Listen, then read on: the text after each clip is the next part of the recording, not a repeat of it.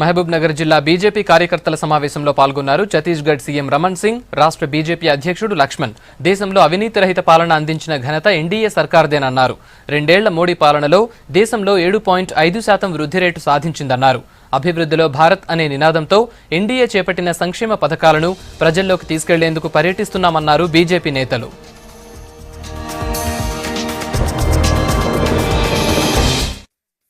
महात्मा गांधी ने जो सपना गुजरात से निकल के इस देश और दुनिया के सामने रखा था, उसका क्रियान्वयन उसी गुजरात के नरेंद्र भाई मोदी इस देश के सामने कर रहे हैं।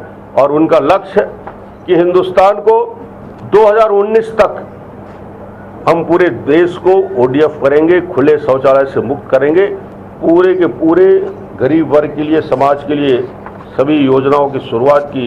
इस देश में विकास की लंबी छलांग लगाने के लिए माननीय नरेंद्र मोदी के नेतृत्व में तैयार है।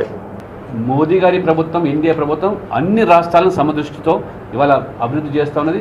సంక్షేమ ఇవాళ స్వచ్ఛ భారత్ ఇంత పెద్ద కార్యక్రమం ఇవాళ తెలంగాణ రాష్ట్రం ఎందుకు జరగట్లేదు? ఏదో మొక్కబడిగా ఒకసారి జరిగితే అది కార్యక్రమం కాదా, నిరంతర ప్రక్రియ ఇవాళ.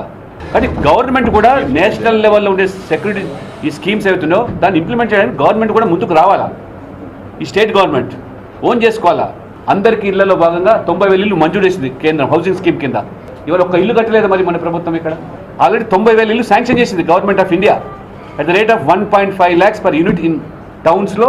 హైదరాబాద్ కార్పొరేషన్లో 2 lakhs rupees per unit. They already clear the budget. But మన ప్రభుత్వం ఇంకా దాన్ని పేస్ అందుకొని ముందుకు పోవాలి.